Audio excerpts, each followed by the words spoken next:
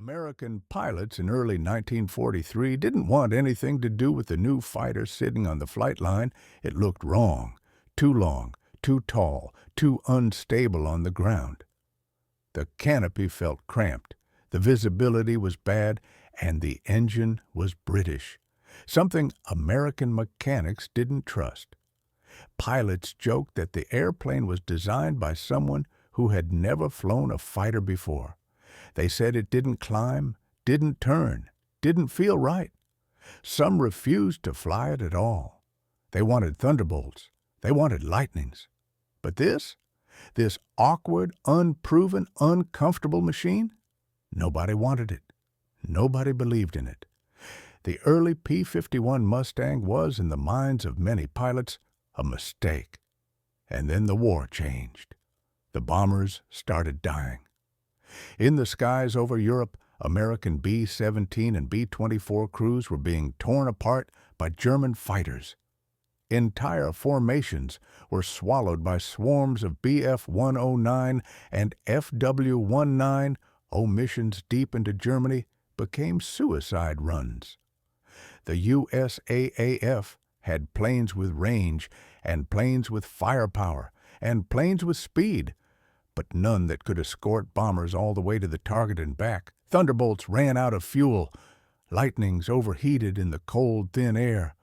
The Luftwaffe simply waited until American fighters turned home, then ripped the unprotected bombers to pieces. Losses climbed so high that commanders openly wondered if daylight bombing was even possible anymore. The Americans needed something new, something untried, something nobody really trusted. So they took the unwanted Mustang, this awkward, underestimated airframe, and gave it a new heart, the Rolls-Royce Merlin engine. With that single decision, everything changed. The P-51B was born. Faster, higher climbing, longer range, more efficient. Suddenly, this plane nobody wanted became the only machine capable of flying deep into Germany, fighting at altitude, and still bringing pilots home with fuel to spare. American mechanics and pilots watched the new Mustang with disbelief. It looked like the same aircraft, but it didn't fly like it. The P-51B didn't just perform, it soared. German pilots first encountered the new Mustang over Bremen and Münster. They saw the silhouette and thought nothing of it. Another Mustang, no threat. They moved to intercept the bombers, confident in the same pattern that had worked for 2 years. Break through the Escort, smash into the bomber stream, and tear it apart. But something was different this time. Every time the Luftwaffe tried to climb into position, these new Mustangs were already there. Every time they tried to dive onto the bombers, a P-51B followed them down. And every time they tried to escape, the Mustang didn't just keep up, it closed the distance. German pilots reported the same shocking realization. This one doesn't run out of fuel.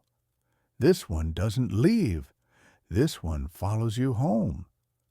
For the first time in the European Air War, American fighters weren't leaving the bombers behind.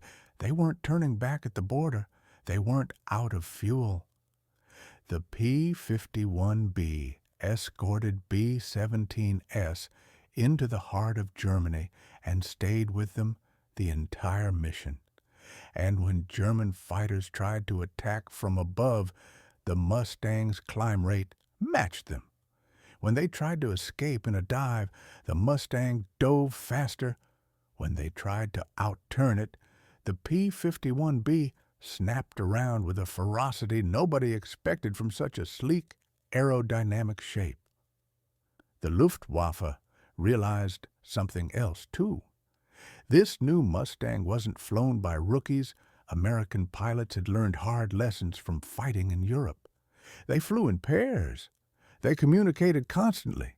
They didn't dogfight. Unless they had the advantage, they'd boom, zoom, and disappear. And the P-51B's concentrated .50 caliber firepower, 4 guns all firing straight from the wings, hit with incredible precision.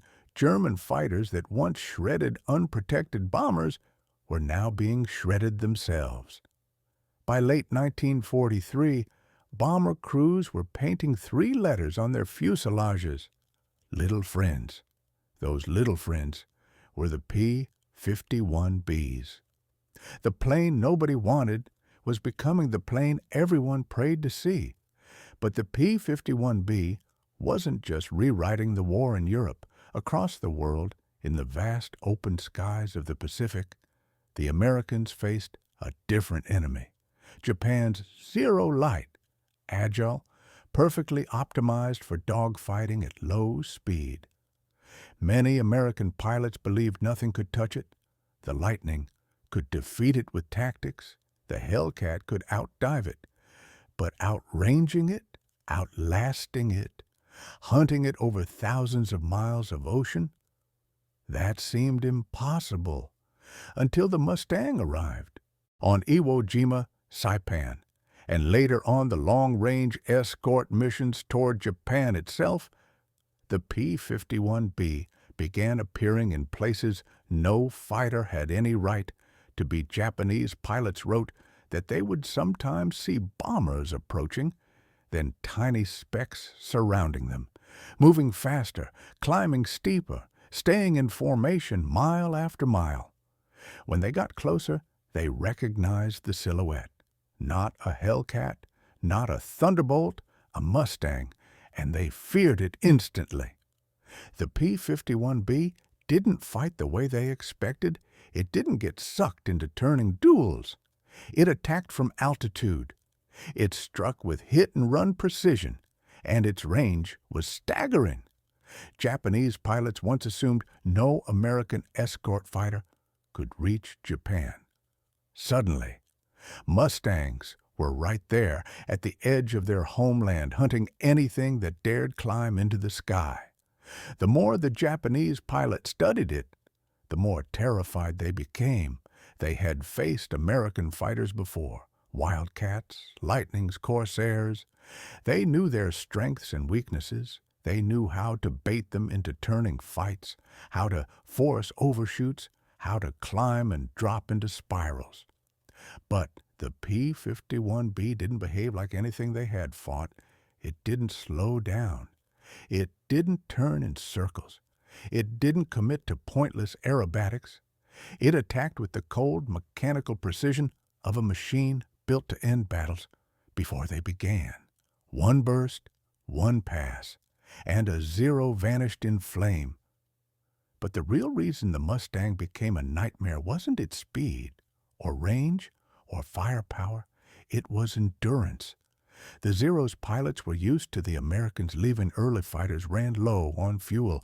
Escorts had to turn back. Bombers eventually flew alone, exposed, slow, easy targets. But when the P-51B arrived, it stayed. It stayed long after other fighters would have been forced home. It stayed deep into enemy territory. It stayed even after entire waves of Japanese interceptors had come and gone.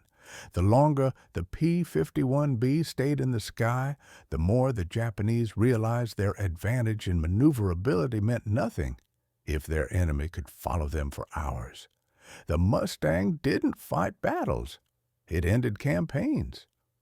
Back in Europe, the P-51B's transformation from the fighter nobody wanted to the fighter everyone depended on reached its climax in early 1944, during what bomber crews called simply the Big Week. American commanders launched a massive strategic assault against German aircraft production. The Luftwaffe responded with everything they had. Hundreds of fighters, desperate to protect the factories that kept their air force alive. And for the first time in the war, American bombers were not alone. P-51Bs escorted them into Germany, through Germany, and out of Germany. They swarmed around the bomber formations like a moving shield. When German fighters dove in from above, the Mustangs caught them. When they tried to attack head-on, the Mustangs closed the distance. When they tried to run, the Mustangs chased them home. German pilots would return to base and report losses they had never experienced before. They weren't just losing rookie pilots, they were losing veterans, aces, commanders. The backbone of the Luftwaffe was being cut away piece by piece. One German pilot wrote in his combat diary, "These new Mustangs, they do not leave. They are always there, always." By spring of 1944, bomber missions that once cost dozens of American lives suddenly became survivable. The skies were changing color, from the gray smoke of burning B-17s to the glinting silver of Mustangs, escorting them home. For the first time, the USAAF had an aircraft that could take the fight all the way to Germany and win. But the greatest Mustang moment came not over Europe, but deep in the Pacific sky. From bases in the Mariana Islands, long-range Mustang groups were tasked with escorting B-29 superfortresses toward Japan itself. It was a mission no other fighter could complete. Thousands of miles, hours of flight, ocean below, fuel margins razor-thin, zero room for error. Yet the P-51Bs made the journey. They reached the bombers. They stayed beside them. And when Japanese interceptors launched desperate climbs to attack the incoming B-29s, the Mustangs were there, dropping from the sun, diving like predators, swarming every threat with relentless aggression. A Japanese pilot described facing Mustangs for the first time over Tokyo. They came from everywhere. They climbed with us. They dived with us. They stayed, even when we turned back. I had never seen a fighter that followed you so far. By the time the war turned its final corner, the nickname Cadillac of the Skies wasn't just a compliment. It was a summary of what the Mustang had become. A long-range, high-altitude, brutally efficient instrument of air superiority. European bomber crews credited it with saving thousands of lives. Pacific pilots credited it with breaking the last strength of Japan's air defense, and historians credit the P-51B, not the later, more famous P-51D, as the real turning point in the air war. The fighter nobody wanted. The fighter pilots refused to trust. The fighter commanders dismissed as unnecessary. That fighter became the blade that cut the Luftwaffe down and the wingman that carried bombers to the heart of enemy territory. War is rarely won by the machine everyone expects to succeed. More often, it is won by the machine nobody believes in until it proves itself in fire.